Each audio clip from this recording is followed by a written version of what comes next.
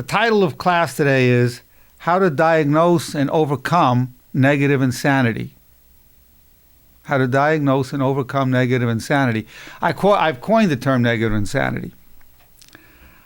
The title I was thinking about using was How to Stop Driving Yourself Crazy.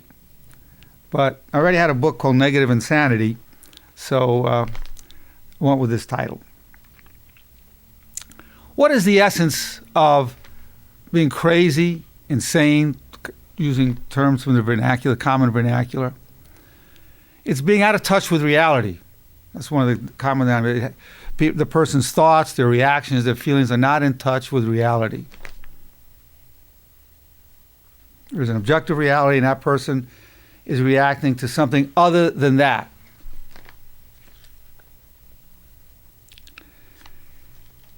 Now,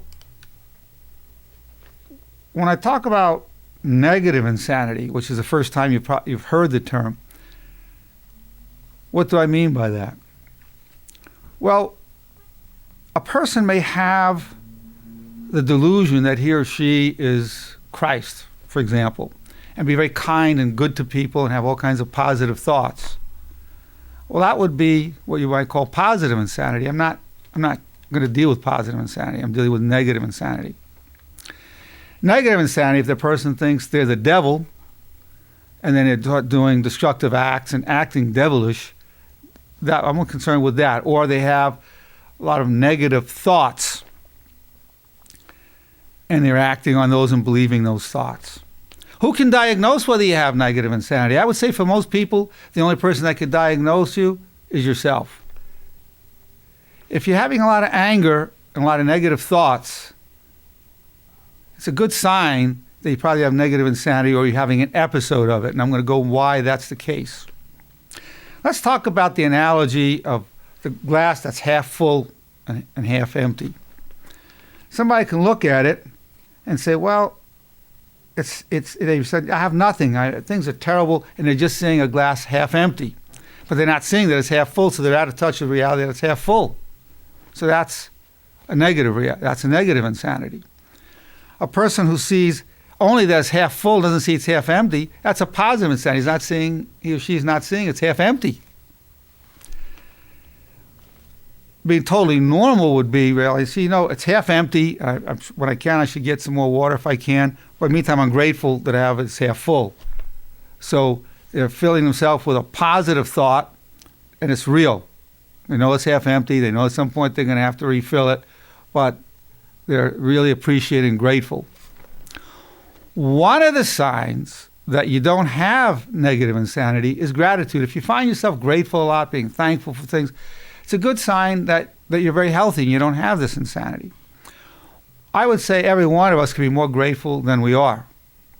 And probably most of us overreact to things, which is a form of insanity. We're reacting to something that didn't matter. So basically when we overreact, let's take, for example, road rage. Somebody cuts you off and you go screaming and yelling and chasing the person. Well, the person is saying that act that they did, they're taking it personally, and they're saying that act that person did of cutting them off really mattered tremendously. Well, that's not true. I mean, it's probably just a mistake. But the person is reacting in that way, so they're out of touch with reality. In fact, they're creating a reality. They can get themselves killed or somebody else killed doing it. They're actually creating danger. They're creating that negativity. I use this as an example in terms of an everyday type of situation. And I'm going to go into more clinical definitions of the psychological term for insanity, which is psychoses. Schizophrenia is one type. I'm going to talk about psychoses today as well. But I'm also taking this everyday type of insanity, and then we're going to talk about it in a clinical sense as well. So with that, let's look at clinically in the DSM-4, the diagnostic manual used by all mental health professionals. Now, one type of psychosis is called a delusional disorder. The essential feature of a delusional disorder is the presence of one or more non-bizarre delusions that persist for at least a month. Apart from the direct impact of the delusions, psychosocial functioning is not markedly impaired, and behavior is neither obviously odd nor bizarre. So with delusions, a person's imagining things that didn't happen.